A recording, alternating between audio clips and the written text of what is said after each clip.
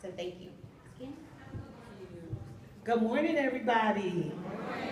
So you guys, when I'm standing here, you know what that's about. On your table, reading counts begins Friday. This Friday, September 1st. We will kick off reading counts. I put flyers on the table, although flyers are coming home Friday. And of course, the important things you have to have are your students' seven-digit ID number. If you don't have that, you can get it from the teacher. Reading counts will only happen with 1st through 5th grade this year. We're not doing kindergarten this year because we only had like 10 kindergartners last year that participated. But 1st through 5th grades for reading counts. And at the top of that flyer, I put another website in there. It's like a book finder because that was the issue. A lot of parents like, hey, the books we have are not in reading count. So the book finder website is right underneath there. It's kind of in blue below the actual website. It's at the top of the page, the top of the flyer. And so you can go on there, you can check your books at home to see if they're in reading counts. Of course, most Scholastic-based books are in reading counts. The books that the children check out in here are on reading counts. It'll have an RC on it. Also, book fair. It's book fair time again. You guys, last year just overwhelmingly supported the book fair. We did great. We are having our Grandparents' Day again, Wednesday, September 13th. Ms. O'Neill already sent out this Sunday the RSVP. If you want to bring your grand person, if kids don't have the grandparents, it could be a grand person, a neighbor that's like a grandmother to me, an auntie that's like a grandmother to me. That's going to be Wednesday, September 13th. We will need those RSVPs. I am sending paper ones home. It's a lot of things coming home Friday. The reading counts flyer, book fair information, and then RSVP if you're going to bring if the child is going to bring a grandparent. And we will have lunch for the grandparents. The grandparents will actually eat outside. We're going to block off the playground, and that's where the grandparent during your child's designated lunch period. So, you know, we have to, because we had about 300 last year, so we want to keep that flow with the designated lunchtime. And Ms. O'Neill did put that out in the newsletter this past Sunday. And that is about it, because I wanted them to get on with the presentation, but yes, questions? Can a person other than a grandparent? Yes, like, no, we're not saying, because the kids have already asked me, can our parents come? It's really for the grandparent, but like I said, if it's a grand person, neighbor, aunt, person from church, whoever, just another special person in the child's life that they want to bring for Grandparents' Day. So every child, if they want to have a grandparent. Okay, and just remember those 7-digit student ID numbers. That's the most important thing for reading count. So if you don't have it, please check in with your child's teacher. A lot of teachers are going to try to paste it on the flyer. Some of them may not get to do that, so please check in. And if you're on Infinite Campus for your child, the portal, that is the number that you have to use that. So I will turn it back over. Thank you all for your attention, and I look forward to working with all of you this year. Oh. Good morning. We want to welcome you to the first Principal's Coffee of the Year. The other announcements that we need to share before we get started include this afternoon, if you have a 3rd through 5th grader, there is a special meeting at 4:30 for the science fair. So, oh, today is Wednesday. Thank you. That's tomorrow afternoon. So if you have a 3rd through 5th grader, come tomorrow, please, at 4:30. You'll learn everything you did not want to know about the science fair process this year. That's tomorrow. Okay. There is no school Monday, so please keep your children at home on Monday. No one will be here. Surprisingly, we typically have at least 5 or 6 kids who show up on every holiday. You'll be surprised. We have to try and catch their parent before they fully pull out of the lane. So please don't send your child on Monday. Enjoy the holiday. The other day, I think Ms. Cannon already mentioned, includes the book fair and Grandparents' Day. So that kind of takes us through our kind of big events that'll happen within the next few weeks. So we're going to go ahead and get started. I want to introduce first to you, if you don't know Ms. Bryant, she is, we kind of say that she is very steamy. She's everything STEAM in this building. She is one of the true visionaries behind a lot of the work that we've done in this area. So Ms. Bryant will be presenting with me today. In the back, if you don't know Mr. Don Duran, he's our head of schools. Ms. Paquette is there with the kind of tan sweater on, waving her hand, and then Ms. Thrash is also there in the red and black dress. Those are the wonderful deans of students. Ms. Thrash serves pre-K through 2. Ms. Paquette works with 3rd through 5th graders. And Ms. Edwards, if you haven't met her yet, she is our new person in the enrollment area. She and Ms. Rakib, if you haven't met them over the last several months, met her, you'll probably meet her sometime soon. So with that being said, we're going to go ahead and get started. So we thought we would start this year off by talking about STEAM. Our STEAM school, PBL and STEAM, is really the model that we use to educate all of your wonderful babies. And so STEAM refers to the full integration of science, technology, engineering, arts, and mathematics. And we do that all through a PBL lens, a project-based learning lens. We started this work in 2010, and then we were fortunate in April of last year. We really went through the certification process in March, but in April we were recognized, or we received the designation from the Georgia Department of Education, the STEAM designation. So that designation is good for a 5-year period. We are the 2nd school in Georgia to receive that designation. And the truth is, we really would have been first, but another school who was the first STEM school in Georgia, they went through the process in December of last year, they didn't get it, and then when they found out that we were going for the designation in March, they actually scheduled a visit 2 days before our visit to be the first. So we feel like we really are the first because we earned it on our first on our first visit. And so, we are technically second, but it's still a wonderful designation. There are very few schools in the state of Georgia that actually have that designation at any of the levels, elementary, middle, or high school. So we're really proud of that achievement.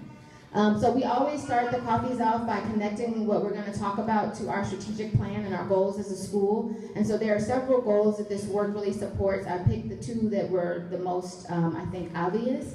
So the first is, of course, that we create 21st century learners in an environment so that when they leave high school, they leave Drew, they really are able to function at high levels on their own in today's society. And then the second is that we have a really strong vertical alignment, and it's not just across subject areas and grade levels, but we also work hard to really align our work across through the PBL piece and with our STEAM work. So this is the status report. So in case you're wondering, what happened as a result of that process, how we earned the designation and what our plans are to continue that work. So the way the process works, there was a team that came to Drew, they spent a day, we had to submit a huge, portfolio of work. They interviewed tons of students. They really didn't talk to any adults. So it really was what they gained or learned about Drew was based on their classroom observations and their talks, their work with students. And so we were given lots of commendations, and we were also given several recommendations or, things that we needed to work on. And so one of the things that came out of our work is that Ms. Bryant, as of last year, was what we call our STEAM project manager. So if you knew Ms. Bryant from when I came to Drew, you would know that she was also a wonderful engineering and design teacher. And so she, as of last year, moved into a different role to really help push the STEAM work at a different level. This year, we're also fortunate to have Ms. Jenkins-Jones, who was formerly a 3rd grade teacher. She now is the instructional coach for both PBL and SEL. One of the commendations that they gave us was really about we have a very strong STEAM culture. And so that's visible in lots of ways. We have lots of big events like STEAM Career Day, STEAM Day, Design-A-Rama, that whole weekend where everything all STEAM kind of comes together. We have lots of teachers who have received awards and recognitions over the past 3 to 5 years in STEAM-related areas, including Ms. Fitzwater, who's our Spanish teacher. She's done a lot of work with Jeff Mathers, who's our artist in residence. We have Ms. Button, who got the Atlanta Families Award. The reason we put that award here is because a lot of her work was based on the work that kindergartners did last year in the area of coding. So her actual application was really about coding. The money that she earned and the continuing projects she has to do as a result of that award are around that same topic as well. So we have a STEAM advisory board, and Ms. Bryant will speak to that at the end of the presentation. We also have lots of really great partnerships that help make Drew a unique and cool place, including Seismic, Georgia State University, both the College of Art, as well as the music department. I talked a little bit about Jeff Mathers and the work that he's done with Fitzwater recently, but the Decatur Makers, we have a huge partnership with them as well. We have lots of engineering or enrichment opportunities for our students, but we work really hard to integrate STEAM, not just in our enrichment classes, but also in the core classes as well. And then another piece that they thought was really beneficial for our students is we have lots of opportunities outside of the school day that still support the STEAM work.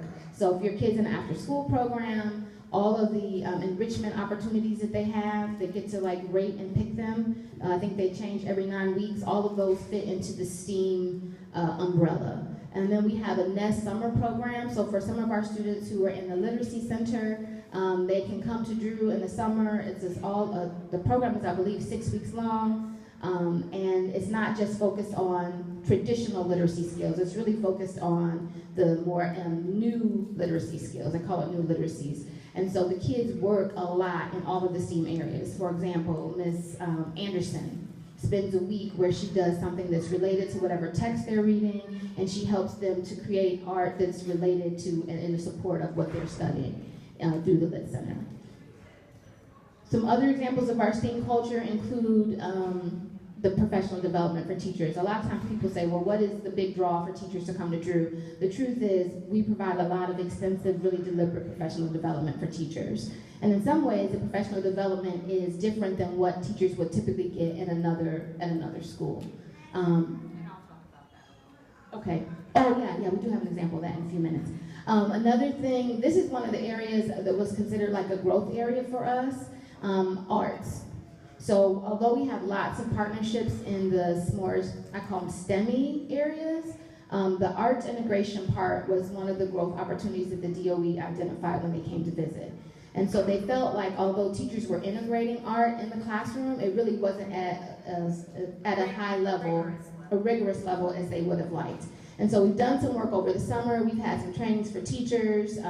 We also have developed some additional partnerships. You know, earlier when I said Georgia State, the arts department, that actually is a relatively new partnership. We started last year. So we're doing some work to make sure that the integration of arts in the homerooms is very intentional and deliberate and at a high level, right? So it's not just, oh, I colored, I painted, I cut, I glued this together. I'm really actually learning about, I'm learning some of the visual art standards when I am making this sample volcano, when it applies, right? And that's the part that they felt our students were not able to fully articulate as well as they would have liked when they came for our visit. We are a part of Atlanta Public Schools, and so they also have something called the APS Cultural Experience Project. They call it CEP, and basically not every month, every grade level over the course of the year has a field trip experience that's, from a school perspective, is relatively low cost, right? So we have students in 4th and 5th grade who actually get to go see the Nutcracker, and that's actually through this program. So we are taking advantage of some other opportunities that APS provides for all of its schools that we feel will be of benefit to our students as well. The STEAM competitions. So this was an area that, you know, we're lucky that we have a school where kids really want to participate and be active and involved. And so all of the competitions that we have at Drew where students participate really benefited us through this process.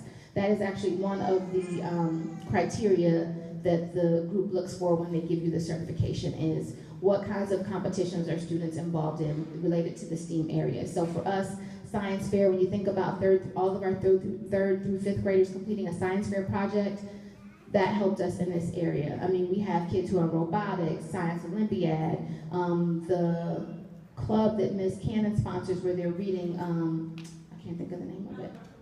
Thank you, Helen Ruffin Reading Bowl. All of those competitions actually really helped us in terms of they contribute positively to our STEAM culture. And then the data piece, you know, we're trying to find ways to look at some non-traditional assessment measures in addition to the traditional assessment measures, which the committee felt we do well academically, but we're trying to look for some other ways to assess students, how they feel about STEAM in more non-traditional ways. And then they are also going to be looking at how our students do perform in, say, 5 years from now. So luckily, longitudinally, a lot of our students will go to the junior academy and or the senior academy, and so they will have that longitudinal data piece. And then finally, there are a couple things I need to share in this area. We have had last year, this is our second year, where we have what we call an engineering residency. So some of you might know that we work closely with purpose-built schools, and there are several schools in Atlanta Public Schools this year: Thomasville Heights, Slater Elementary, Price Middle. Next year, Carver High School. Well, most of Carver, except for the early college, but most of Carver High School will replicate what we call the Drew model. And so all of the work that we do here in the areas of STEAM, our work in our literacy center and or our math lab, all of that is actually being replicated, not just in Atlanta Public Schools, but in purpose-built schools all across the country. There's a school in Charlotte, there are several schools out in the California area, there's a school in Omaha, and I believe Kansas City. And so part of that work is how do we ensure that we have high-quality teachers for areas that typically you don't see in elementary grades. For example, engineering. How do you find an engineering teacher for elementary schools? In many states, that's not even it's hard to even get certified in that area, let alone... There may not even be certification in that area. Right. So how do we replicate what we're doing at Drew in terms of the teacher quality, specifically around engineering? So what we started last year is, if you had a child who had engineering last year, you would have noticed there were typically 2 teachers in that room. There's Mr. Wilkerson and Ms. Muller. And so they worked all year in a residency together. They co-taught under the direction of Ms. Bryant. And then at the end of the year, they both interviewed to go to Thomasville Heights. And so they knew that coming in, and Mr. Wilkerson was the person who actually this year is starting the engineering program at Thomasville Heights. Next year, it will be Ms. Luster. So if you have a child who goes to the engineering class this year, they will have Ms. Muller and or Ms. Luster as teachers. And then at the end of this year, Ms. Luster will go and start the engineering program at Slater. And so it's going to be one of those kind of ongoing things where we really help to ensure that the STEAM programs that have started at Drew are able to thrive, right, in other places. And then the final thing, I think this was one of the things that we were most proud of in the process was our PBL work. The team that visited us was very positive and affirming that we've done a lot of work in the areas of PBL. It was, visible in not only the student products that they saw, but also in their work with students and their conversations with students. Students could really speak in great detail about the projects, their driving questions, what was challenging, the voice and choice, how they got to the end result, the target group of people that they were working with or trying to help, those kinds of things they felt were very positive.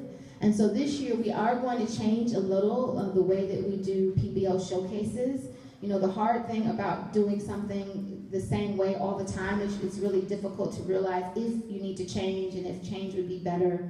And so we're going to try PBL showcases a little differently this year than we have done in the past. The first 2 showcases will be similar to in previous years. They'll be on Thursdays from 4 to 6 p.m. The third showcase will actually be on Saturday in conjunction with Design-A-Rama. So Friday, students will have STEAM Day all day, which is a really fun and cool day for kids. And then on Saturday, we'll ask them to come back out for Design-A-Rama. This is our, I think, 5th year of Design-A-Rama. And so we want our students to actually show some of what they've learned during the 3rd quarter during Design-A-Rama. We'll be doing this in conjunction with the Junior Academy and the Senior Academy, so we'll have a huge showcase across all 3 academies, and then we feel like Design-A-Rama will also bring a group of people from the community that would typically not interact and engage with our students on a traditional PBL showcase night.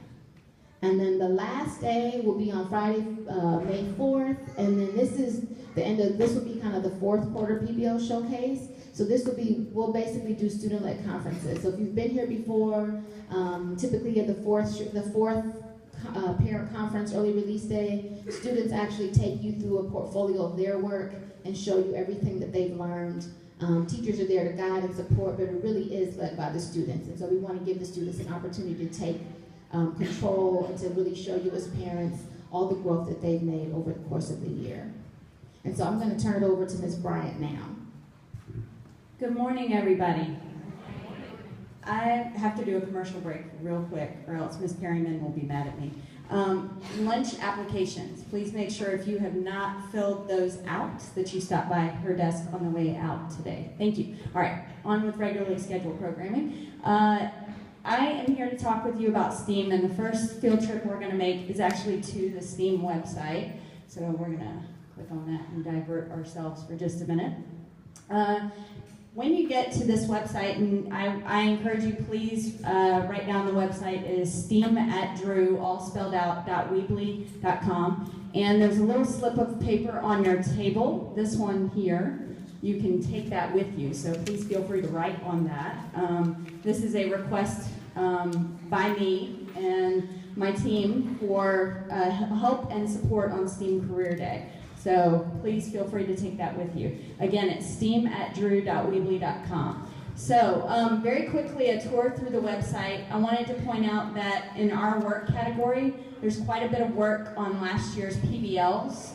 There you can click on any grade level to see what was done last year. We are having to shift a little bit some of the activities and things that we had been doing for a couple of years due to changes in curriculum. But you can see samples of work done by students in the grade level ahead of where your kid is now, and that will give you some idea of where we're going. Additionally, in the Our Work category, some of the enrichment teachers have pages such as Spanish, and you should check out that. Fine Arts has information there as well. And they're putting a lot of effort into making sure that you guys know what's happening in STEAM in their content area. So please take a moment to check that out. Because that can be helpful for you knowing how to plug into that. So additionally on there we have Maker Scholars program, and this is for 4th through 8th grade students, and it is kind of a recommendation process. So we're looking for students who are showing up in the makerspace here at Drew who maybe could use some extra support, some extra mentorship, and we're getting them involved at Decatur Makers with a full scholarship for a period of time. They're basically on a probation time, and if they use that scholarship money well, meaning that they're going on their own, making things, building things, then we'll continue to fund their scholarship. So it's kind of cool because I can see what they're working on. They have a blog post in which they post what they are up to, what they are making, and then it's helpful to me to then be able to go back in and see who I can pair them up with at Decatur Makers, how I can best support them. So the blog posting is particularly interesting just because you can see we've got kids building ramps for their dog. We've got people, young people who are building computers from scratch, teaching classes to other students. And it's those type of skills that I plan to bring back here via the students so that they're teaching our other students how to do it. So you'll start to see some of these students leading classes after school.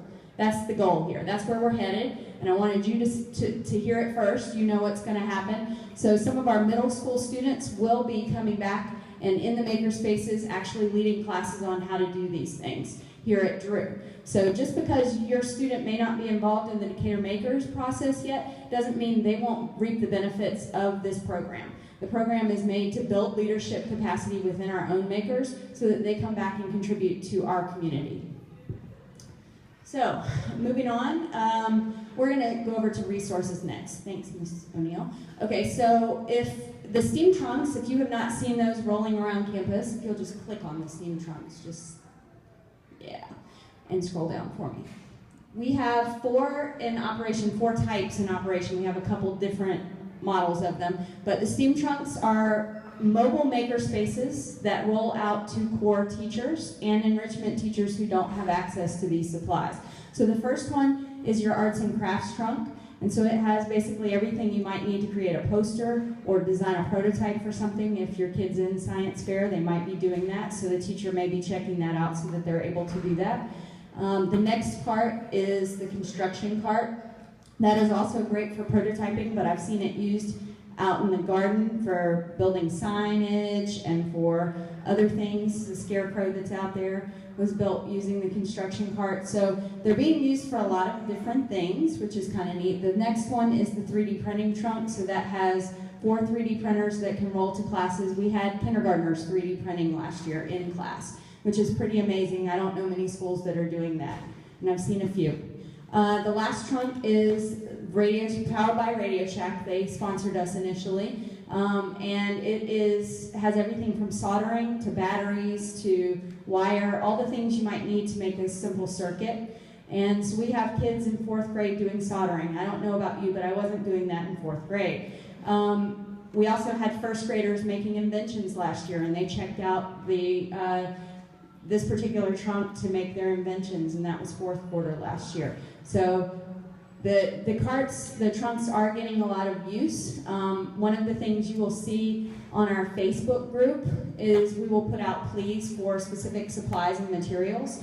There's a donation box right on the other side of the library, and we could really use your support. So if we put out a call for magazines, for example, whatever magazines you have that are kid appropriate, you can drop into that box. The range of things that we need varies, recyclables sometimes. So watch for that. Down at the bottom of the page, we have our wish list. So checking there every once in a while will help us out quite a bit. And I'm going to take a moment to introduce Christina here. Christina is one of our Maker Vista members, which means she's AmeriCorps, and she is here as a volunteer in service. And one of the things she does is she makes sure that the STEAM trunks get out to classrooms, that they are stocked. So when you bring supplies in, she's the one who goes and collects them, makes sure they get out to the carts, and make sure that they're ready for students. We also have an additional Maker Vista member, and he's unfortunately out with stomach problems this morning. So, but if you see Khalil, please welcome him. We're very privileged to have them. We are one of few sites in the country that has 2, but that speaks to the type of work that we're doing and the fact that the organization is very proud of what we're doing and happy to be associated with Drew Charter. All right, so we're going to move on to resources. We're going to talk about makerspaces real quick, if that's okay. All right, so makerspaces. Raise your hand if you have a student who has been, or parents, there's some of you who've been there also, who've been to makerspace hours before. I love to see the hands up. Thank you, thank you, thank you. All right, so makerspace basically is a time and a place for those of you who are uninitiated where you can go after school or on the weekend to do personalized learning. So if you have a student who maybe isn't in engineering or isn't in art class, but they really like doing those types of things, or maybe they're not in Spanish class where they get to paint and build and make things even in Spanish class. This is an opportunity for you to bring your student to Makerspace Hours and have them participate in something they love and something they love here at Drew. So Makerspace Hours are down at the bottom left-hand side there. And if you scroll down a little bit further, you've got the calendar of where the locations are for it. We share our Makerspace manager between the high school and the elementary campus. You are welcome at both locations, okay? So feel free to go to either. That is fine with us. That's Chris Monaco. He's our Makerspace manager, and he's a Georgia Tech grad student. So he is here on Tuesdays and Thursdays from 4 to 6:30. That's basically our hours. Down here on Tuesday, Thursday up at the Senior Academy.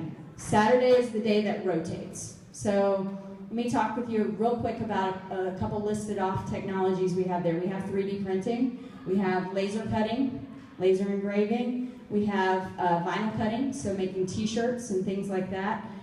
We also have CNC machine, and the CNC machine, we have parents who come in who make signs for their kids to hang in their bedroom. The more you know about the tool, the more you can share with your student, the more the student feels empowered to build and make and create things that are useful. And that's what this is all about. It's about empowering students to take charge of their own learning. All right. So let's go to the events tab. Let's play there for just a minute. hit on the events button for me. All right, so one of the things that Ms. O'Neill mentioned was that we have quite an events culture. We have an immense STEAM culture, and a lot of it's based in our STEAM events. So if you scroll down here, you can see kind of what's going to be happening for the next couple months. And I want to mention a couple of those because there are opportunities for you. We are not going to do the Atlanta Beltline this year. It was very wild last year. It's gotten to a size in which we're losing people, and I don't like to lose through people. So we are going to do Grant Park this year. And I think they will appreciate us being there, and we will appreciate not having to deal with the crowds and the parking and all of that. So October 20th is the date for that, so please mark your calendars. We will be doing a lantern build-out night if you would like to come in and play along, actually coinciding with PBL night. So after you finish seeing what your student has done on their grade level, we'll be having a lantern build night that same night. We call those maker nights, so please be ready for that. Also that same weekend, because we like to do it up and make ourselves crazy, is the Atlanta Maker Faire. Atlanta Maker Faire happens on the 21st this year, which is a Sunday.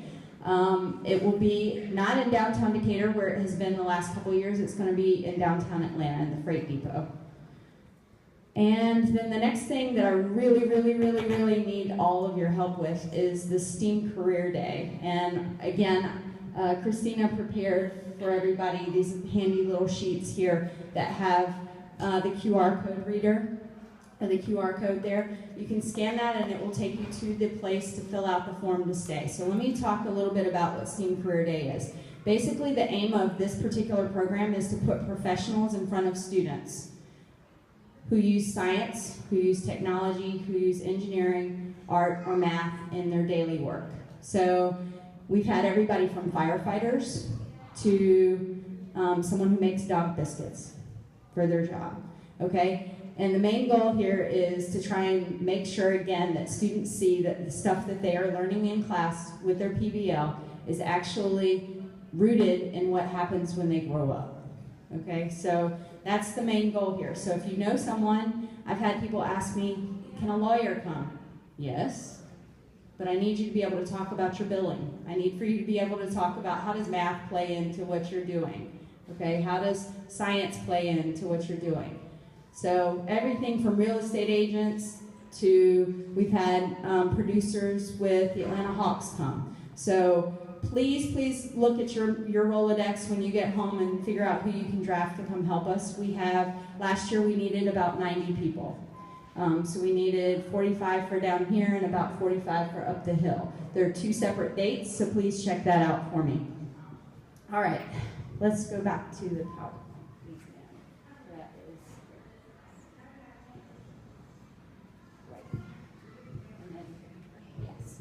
All right, so how we're doing a lot of this work, we received 2 grants, and you may remember, those of you who were here last year at the coffee, I presented a little bit about the 2 grants. So this is just a refresh and to talk about where we're headed next. We received the 2 grants. The total money was close to $1 million. Let me explain kind of what we've done with that. We have worked with the GOSA grant, that's the Governor's Office of Student Achievement. We're specifically looking at 21st century skills, making, and literacy. So literacy is very broadly defined, meaning that coding is a language, and part of that is teaching the literacy behind coding, but additionally supporting literacy in the Lit Center. So that's where the Nest Summer Camp has come out of. That's where making sure that the materials and supplies in the Lit Center are supporting STEAM instruction.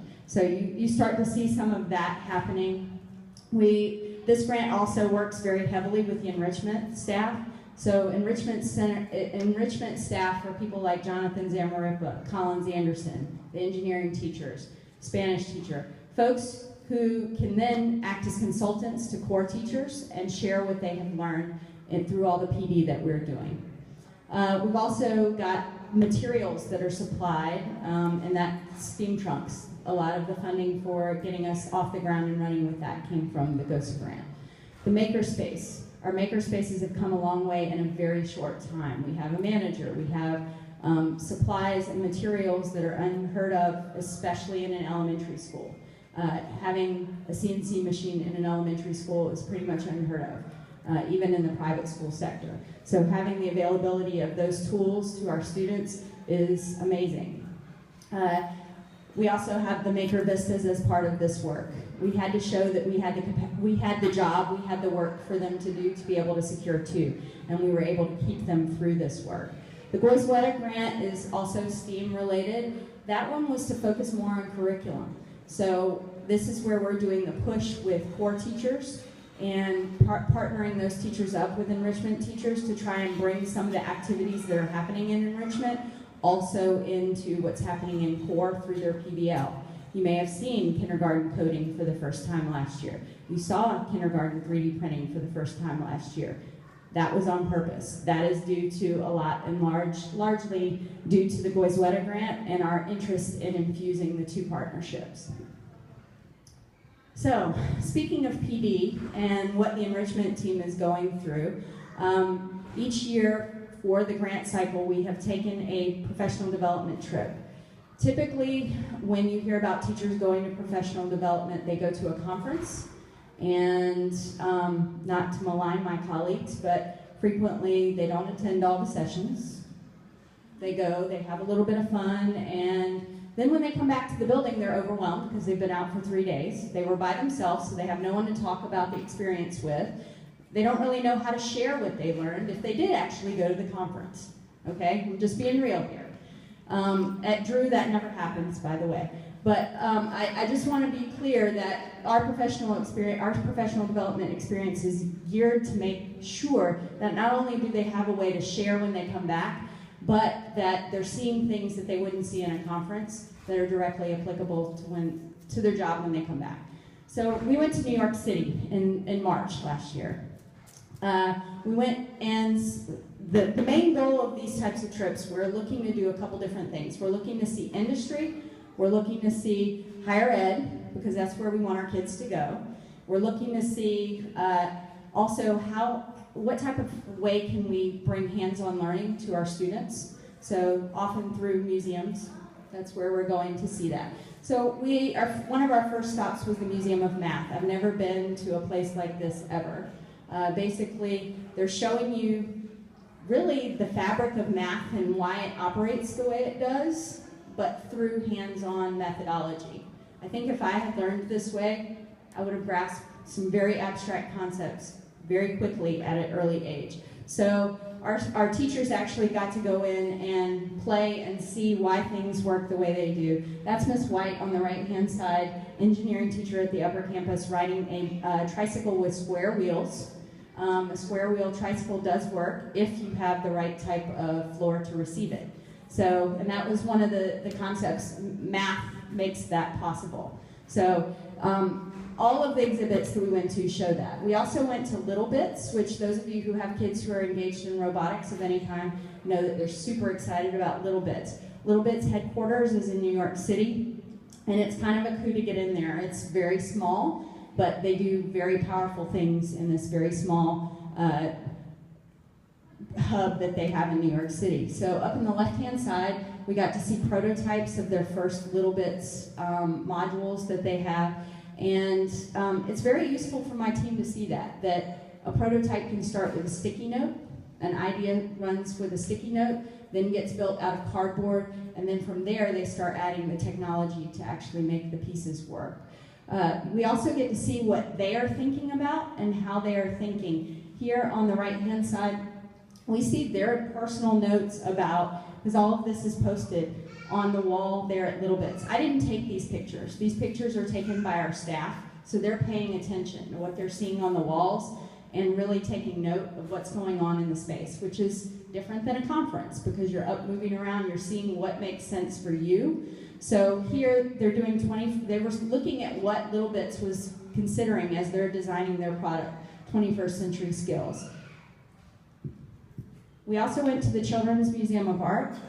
There you see Miss Britt. I've tried to get the video to play for you guys, but it would not. She's learning about a methodology of animation from one of the museum docents there and actually creating it, and she brought it back to her class. There's also the large picture on the left there is a picture of a data device. It's a piece of artwork to show weather data. And when you think about PBL and what we're trying to get the students to do, a lot of contemporary art is based in factual data and things along those lines, and this is the world that our students are growing up in. So how do we get them to be able to communicate a data set in a different way using fine art? We also went to one of the first makerspaces in the country. It's the granddaddy of makerspaces in New York City, NYC Resistor. And getting to see, they only allow 30 members per year. And so you get voted in. It's a culture, it's a very tight-knit culture, and you have to kind of know somebody to get a tour there also. But it was very interesting to see how they do a lot in a very tight space, which is actually our concern as well, to offer a lot of different opportunities, everything from sewing to making furniture in a very small space. One of the other things that was cool is down on the right-hand side, the vending machine has not only computer parts in it, but food. And so thinking about how we offer things that to students and get them to stay after they've begun their work.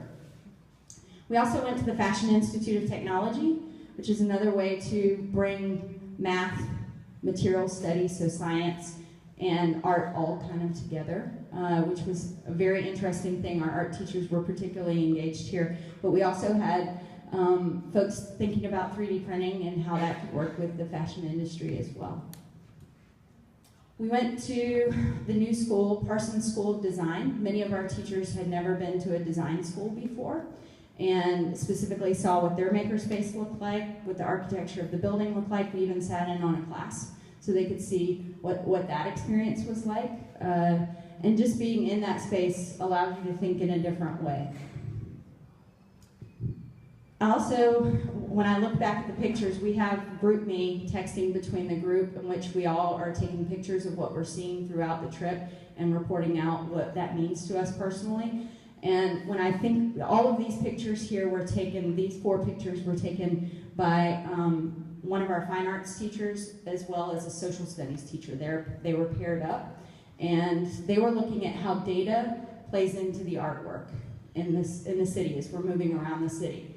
So and I've seen some of that actually in their work at the high school happening. So I wanted to show you this because we take a very different approach to professional development, and it is a little bit unconventional, but at the same time it works for our staff and is pushing them beyond what they could get at a traditional conference. Because what we're finding is that we can present at most of the conferences at this point on what we're doing. So what are we actually gaining from them? We can go around and see other presentations, but I want them to go beyond what's contained in a conference wall.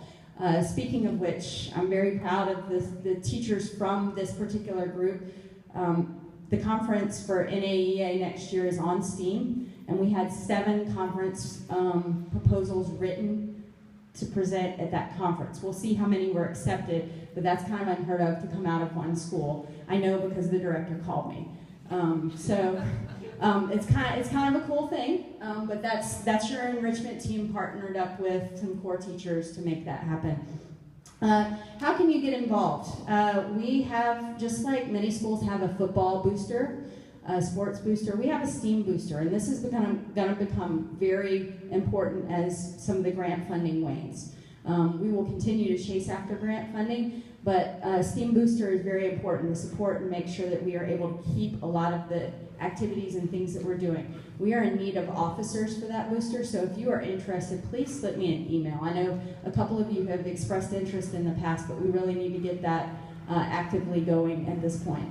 Industry Advisory Board. So this, I'm looking for people, every year we have architects, we have engineers, I could use some fine artists on that advisory board, so if you know anybody who's well connected and interested in advising our curriculum, advising where we're headed as far as Designorama and STEAM Day, we need a lot of help with that. So we meet about once a month for the STEAM Advisory Board. So I'm always looking for people in a variety of interests, math people, science people. So if they have anything to do with any of those letters, technology, I want to talk to them.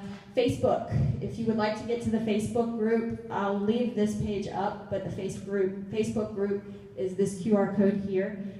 Please join, that's how you can find out what we're doing down to the minute, where we are, where the STEAM team is, and what we're up to. Volunteer at events, please do that. The next huge event for us, like I said, is Maker Night and Maker Fair, and then STEAM Career Day. Build with your kids in the makerspace. Please show up and participate. We get a lot of questions about, hey, can I just drop my kid off? Yeah, you could. You can do that. That's fine. But what they love to see is you coming in and working alongside them. I know my son loves that. He doesn't get a whole lot of time with me, and that's how he gets it. Attend Maker Night on October 18th. So those are the ways to best get involved.